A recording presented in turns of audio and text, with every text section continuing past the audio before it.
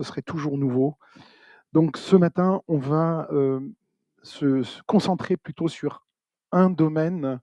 Heu, j'ai mis ce titre de «L'eau du puits à l'eau vive, un parcours de transformation», voir un peu comment dans la présence du Seigneur, toutes les personnes qui viennent à son contact sont changées, transformées.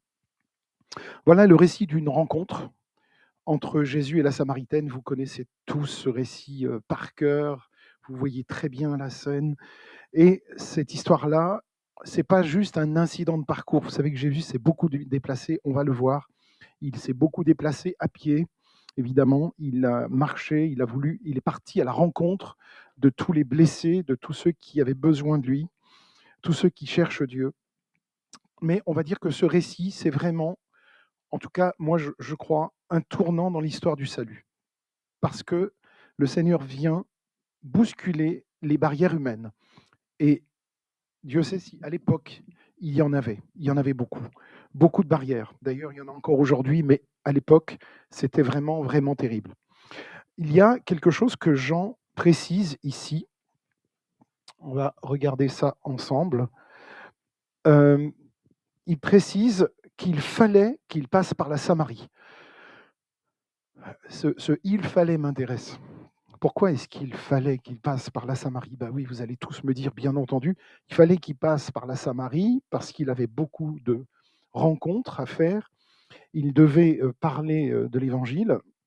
Il faut savoir que donc, je vous montre un peu ce qui s'est passé, mais en fait, il est beaucoup en Judée avec ses disciples. Il va se passer beaucoup de choses au bord du Jourdain, ici au bord de la mer Morte.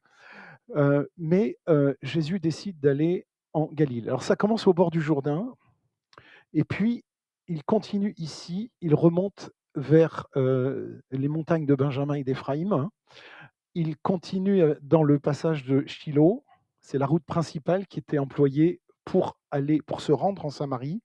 Mais il y avait une autre route qui était, empruntée beaucoup par les pharisiens, mais qui évitait de passer par le territoire des Samaritains qui étaient considérés comme impurs. Pour faire une halte au puits de Jacob. Donc c'est l'entrée de la vallée qui sépare Sichem de Sichar. Arrivé à la plaine de Mikshvedak, juste au pied du mont Garizim. Tout ça, c'est documenté dans ce récit de la Samaritaine, de Jésus avec la Samaritaine. Donc il fallait. Alors, est-ce que ce il fallait veut dire que c'était une contrainte géographique? Est-ce qu'il fallait qu'il passe par là parce qu'il ne pouvait pas passer par un autre chemin? Ben si, justement. Il y avait un autre chemin que les Juifs pieux préféraient allonger leur trajet, passer par la vallée du Jourdain pour éviter la terre impure des Samaritains. Mais on va dire que pour Jésus ici, c'est un impératif missionnaire. Jésus se rend au puits de Jacob, près du terrain du patriarche que le patriarche avait donné à Joseph.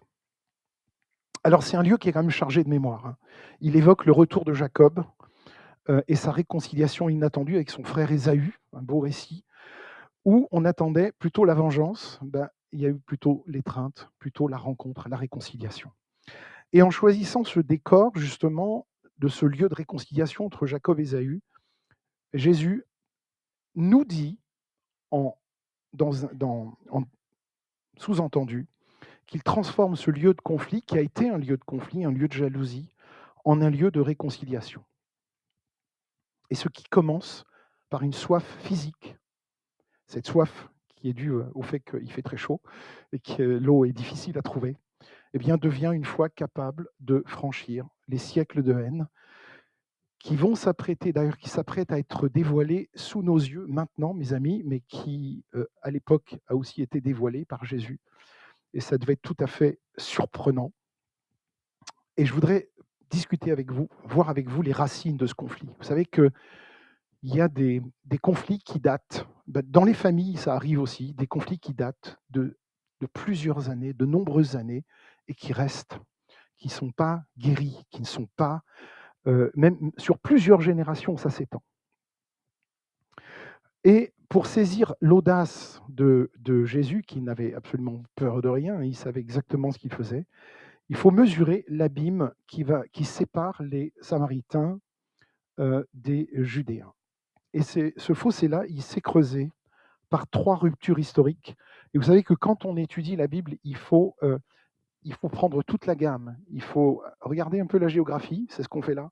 Il faut regarder un peu l'histoire pour comprendre ce qui s'est passé, pourquoi Jésus en arrive là. Alors, je vous ai mis ici, sur un plan linéaire, là, ce qui s'est passé. La chute de Samarie en 721 avant Jésus, qui a été, vous savez qu'il y a eu un siège à Samarie, ça nous est relaté dans 2 Rois. Le roi assyrien, Salmanar V, qui assiège la ville pendant 3 ans. 3 ans de siège avant de la conquérir et de déporter les Israélites très très loin là-bas en Assyrie. La Syrie qui est l'Iran d'aujourd'hui. Pendant 3 ans. Et donc les versets 24 à 41 décrivent un repeuplement par des colons païens de diverses régions, de Babylone, la région de Kata, de diverses régions, qui adoptent un culte qui mélange, c'est du syncrétisme, qui mélange Yahvé et les autres idoles, et les idoles d'Assyrie. Et donc, forcément, en ayant vécu pendant 3 ans au milieu d'idoles, c'est un peu ce qui s'est passé en Égypte aussi. Qu'est-ce qui se passe? On finit par adopter les idoles, on finit par porter des petits pendentifs, voilà, et adopter dans une sorte de métissage ethnique, religieux, s'habituer à l'idolâtrie persistante, malgré l'envoi d'un prêtre. D'ailleurs, si vous lisez dans les versets 27 à 28 de 1 roi, vous voyez qu'ils envoient un prêtre pour les instruire, mais ça n'a pas changé grand-chose. Et puis, on a ici cette autre date qui est très importante, c'est le retour d'exil. Qu'est-ce qui va se passer en 538 avant Jésus-Christ? Le retour d'exil.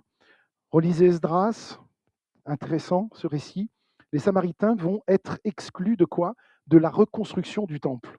On ne va pas les autoriser parce que, ben oui, ils se sont mélangés avec les idoles païennes. Donc, ce schisme-là, cette impossibilité pour eux de participer à la reconstruction du temple au retour, va sceller cette division entre les Samaritains et le royaume de Juda. Un autre événement qui n'est pas relaté dans la Bible, mais je voulais vous le mettre quand même, c'est la destruction de Garizim, qui est le temple des Samaritains, qui était le temple des Samaritains, mais qui servait pas pour adorer Yahweh, mais pour adorer des idoles. Et qui transforme cette méfiance en haine viscérale et même sanglante. Et là, il y a une contamination culturelle un peu là, et religieuse, qui est dénoncée dans 2 Rois 17, qui fait des Samaritains des hérétiques, des rejetés. Et là, on comprend mieux pourquoi la Samaritaine pose cette question à Jésus, mais comment toi, qui es juif, tu me demandes à boire? À moi, une femme samaritaine.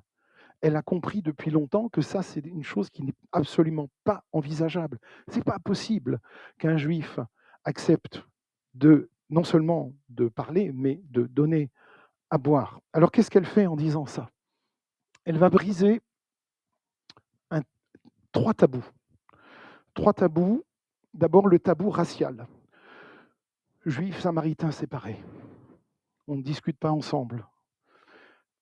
Le tabou social. Un rabbin ne parle pas à une femme en public. Et puis, le tabou plutôt religieux, plutôt en lien avec la foi. Le récipient étranger est considéré comme impur par les Judéens, si un Samaritain avait touché un récipient. Donc Jésus brise ces barrières pour transformer ce lieu où il y a cette tension qui est là. On voit la femme samaritaine en tension par rapport à ce que Jésus est en train de faire. Il va transformer ce lieu de tension en un espace, c'est-à-dire que Jésus va créer un espace de révélation où Dieu va pouvoir parler au cœur de cette femme. Il y a des étapes, hein, vous voyez, il y a des étapes à franchir. C'est là que l'idée que la liberté en Jésus-Christ prend tout son sens. Vous voyez? Et cet amour-là qui viendra agir contre tous les préjugés. Et donc Jésus va agir avec la liberté qu'il a, cette liberté du Fils de Dieu qu'il est, reflet de la miséricorde de son Père, hein, ce qu'il vient apporter comme message, c'est un message qui va libérer les cœurs. Et donc, contrairement à Jonas qui, lui, fuit sa mission vers les ennemis de son peuple, hein, il doit aller parler aux ennemis d'Israël et puis leur annoncer, l'Éternel, la parole de Dieu. Et ben, Jésus, lui, il va au-devant du besoin de salut. Il y a un besoin de salut, Jésus y va. Et là, on a, on comprend tout quand on lit ce verset. Ma nourriture, c'est de faire la volonté de celui qui m'a envoyé. Le jour où nous, on dira ça, mes amis, je pense on sera loin, loin, loin, loin, loin dans la vie spirituelle. Le jour où on dira non, je préfère faire la volonté de mon Père plutôt que manger un bon steak frites, je pense que là, on sera loin, loin, loin. Et donc, Jésus, lui, il est focalisé sur sa mission au point qu'il oublie de boire. Il a l'habitude, hein, passer du temps dans le désert. Hein, il sait ce que c'est, boire, manger, tout ça. Et comme on est dans le temps du carême, c'est aussi un peu pour ça que ce texte est choisi dans ce temps du carême où justement il y a cette privation de nourriture, pour se consacrer davantage à Dieu, pour prendre du temps avec le Seigneur le matin, dans la journée. Et donc, la joie de la rencontre et de la conversion de cette femme devient sa vraie substance. En fait, Jésus est heureux quand les gens sont heureux. Il est heureux quand les gens écoutent sa parole et sont sauvés, qui comprennent en fait tout ce qui se trame dans la tête de l'ennemi qui veut nous empêcher de connaître la vérité. Et donc, on a tous nos Samaries. Nous tous ici, on a tous nos Samaries. Et c'est tout ce qu'on évite. Nos Samaries, c'est tout ce qu'on évite par réflexe, par préjugé. Oh là là, qu'est-ce qu'on a comme préjugé dans la tête. D'ailleurs, il suffit, hein, juste la première rencontre avec quelqu'un, on peut avoir des préjugés sur lui tout de suite, alors que c'est peut-être quelqu'un de formidable. Mais on ne le sait pas encore. Et la liberté chrétienne, qu'est-ce qu'elle nous appelle à faire? Elle nous appelle à convertir notre regard, à changer de regard sur celui qui est en face de nous, qu'on ne connaît pas encore, et à qui d'ailleurs on est appelé à annoncer la bonne nouvelle. Alors, il y a un glissement qui va s'opérer aussi dans cette action de Jésus, cette soif biologique, cette soif simplement boire pour survivre, va se transformer en soif du Seigneur. L'eau vive, ce n'est pas de l'eau stagnante dans une citerne. D'ailleurs, quand Jésus parle d'eau vive, il parle d'une eau qui coule en abondance. Et c'est une force jaillissante qui devient, pour celui qui croit, une source de vie éternelle. C'est en fait, mes amis, on est dans des enjeux éternels ici. Je voudrais juste faire une petite parenthèse, juste parce que c'est assez intéressant. L'exégèse des 6 maris. Alors c'est quelque chose qui, nous on n'en parle pas beaucoup dans nos milieux, mais c'est quelque chose qui est évoqué, un point important de la révélation qui réside dans l'aveu de ces 5 maris. J'ai eu 5 maris, oui je sais, et celui que tu as n'est pas ton mari. Donc il y a cette histoire aussi qui est attachée à cette personne, à la personnalité de la Samaritaine. Au-delà d'une interprétation purement morale, hein, le fait d'avoir 5-6 maris sur la vie de cette femme, Jésus la connaît et il pointe une réalité spirituelle qui est beaucoup plus large, beaucoup plus collective. On retrouve ça dans 2 Rois 17. Vous savez qu'il y avait 5 tribus installées en Samarie, les tribus d'Israël, 5 ou 6, et qui avaient apporté avec elles leurs idoles. Et les 6 maris représentent justement ces fausses divinités qui n'ont jamais pu étancher la soif spirituelle du peuple d'Israël. Et donc Jésus se présente comme lui, l'époux véritable, celui que nous aurons dans le ciel, et celui qui apporte un culte en esprit et en vérité. Voilà, c'était juste une petite parenthèse, mais c'était intéressant ici de le faire. Donc il y a ce parcours de foi, la Samaritaine qui progresse là où d'ailleurs Nicodème, les notables de Jérusalem vont stagner. Hein.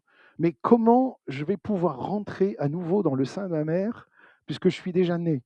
Nicodème, il n'arrive pas à comprendre ce qui se passe, ce que Jésus est en train de faire. Alors c'est vrai que souvent au premier regard, enfin Jésus est souvent mystérieux comme ça quand il approche, mais on comprend très vite ensuite ce qu'il veut dire. Je voudrais vous montrer les niveaux, le niveau de progression que j'ai trouvé super intéressant.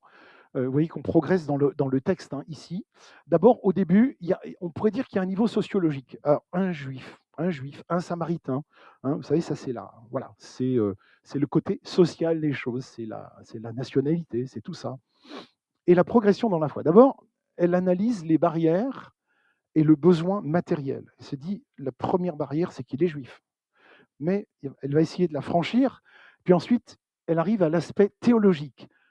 Le Seigneur, tu es le Seigneur. C'est un titre de respect, ça.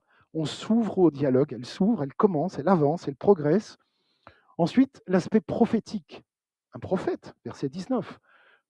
Là, c'est quand même déjà commencer à reconnaître l'autorité de Dieu dans son cœur, si elle admet qu'il est prophète. On continue à progresser parce que là, ça devient vraiment tellement important. La christologie, l'aspect christologique, le Messie, c'est pas rien. Le je suis de l'Ancien Testament, le je suis de Yahweh, devient le je suis de Jésus. C'est Jésus qui est celui que Dieu envoie pour le salut du monde. Et ensuite, un aspect universel qui va d'ailleurs faire que tout le monde, tout le village va adhérer et les villages autour vont adhérer à la même chose, c'est-à-dire vont reconnaître aussi Jésus comme le sauveur du monde. Donc, la foi de la Samaritaine devient, au final, devient une confession, une véritable confession. Il y a un autre point, un autre parallèle que je voulais faire avec vous, ce récit que j'aime bien parce que des fois il me fait un peu rire, mais on n'aurait pas aimé être à leur place. Mais c'est cette épreuve au désert. Vous savez que Massa, Meriba, il y a eu un petit souci ici. Et cette expérience du puits de Jacob, ça me fait penser à l'épisode, justement cet épisode de Massa et Meriba. Les fils d'Israël qui contestent avec Moïse pour un manque d'eau. On n'a pas d'eau. Et donc, du coup, ça les fait douter de la présence de Dieu.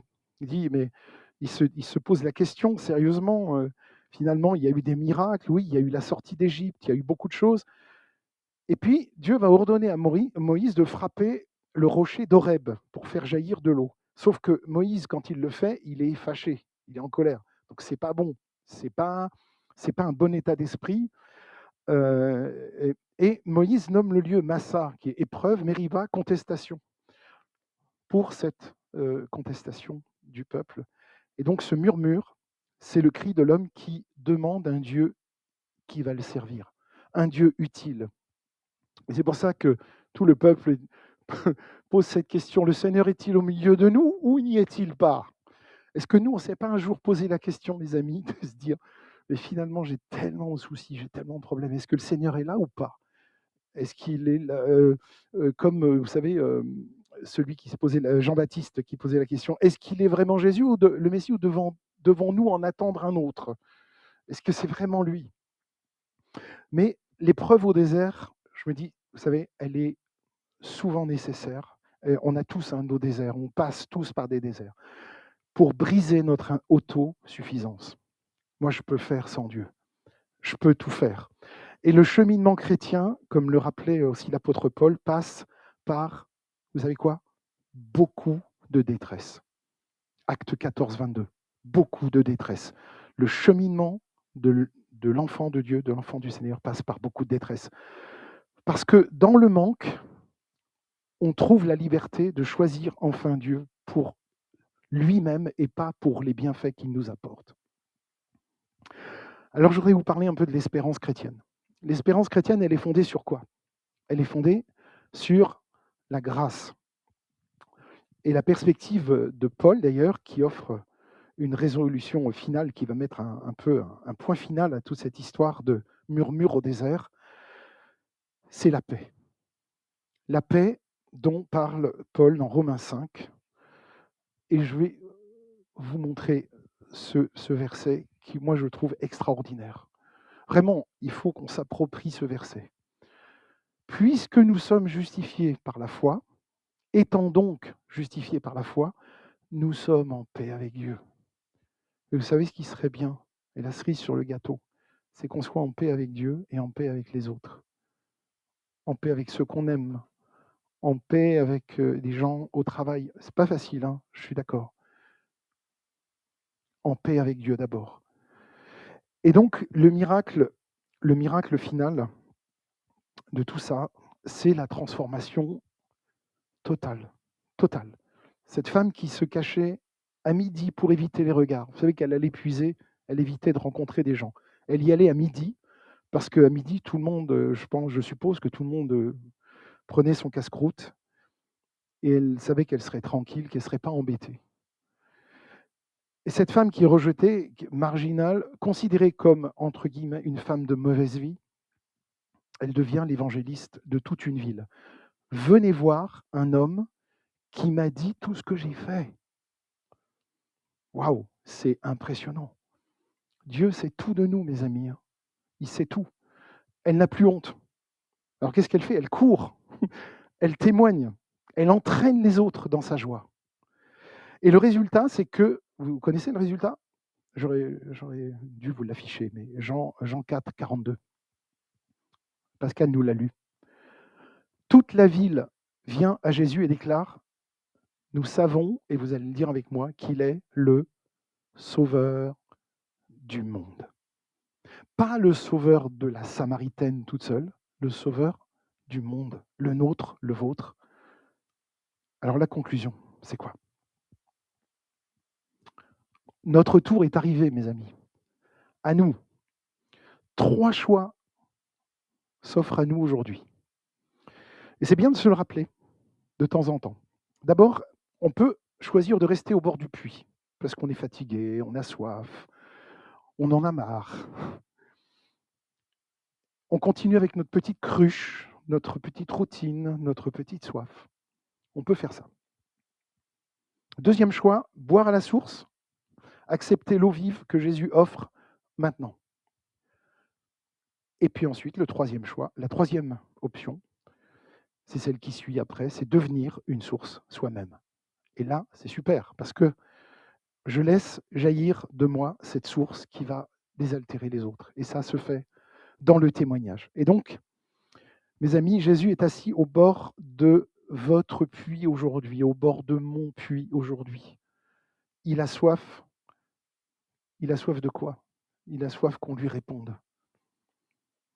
Il a soif qu'on lui dise oui, je veux marcher avec toi. Et donc, il veut transformer votre eau stagnante en source jaillissante. Alors, j'ai envie de vous dire quelque chose. Ne partons pas ce matin, ne repartons pas avec une cruche vide. Comme cette femme, il faut oser dire, j'ai soif de plus de toi, Seigneur. J'abandonne mes fausses sécurités. Je veux cette eau vive. Je veux cette eau vive. Et puis, autre chose, puisque vous partez en mission quand vous quittez l'Église, vous entrez dans le champ missionnaire. Vous savez ça. Courez dire aux autres, venez voir celui qui a tout changé dans ma vie. Amen. On peut faire ça. À une rencontre fortuite qu'on n'aurait pas imaginée, le Seigneur peut faire son miracle ici. Aujourd'hui, à travers vous, à travers nous tous, c'est votre entourage qui peut découvrir que Jésus est vraiment le sauveur du monde. Un dernier verset que je voulais vous lire qui, moi, me bouleverse. C'est dans l'Apocalypse, Apocalypse 22, 17, un livre magnifique, magistral, qui nous dit tellement de choses. Celui qui a soif, qu'il vienne. Celui qui veut, qu'il prenne gratuitement de l'eau de la vie. On va le redire ensemble. Celui qui a soif, qu'il vienne. Celui qui veut, qu'il prenne gratuitement de l'eau de la vie. Amen. Je vous invite à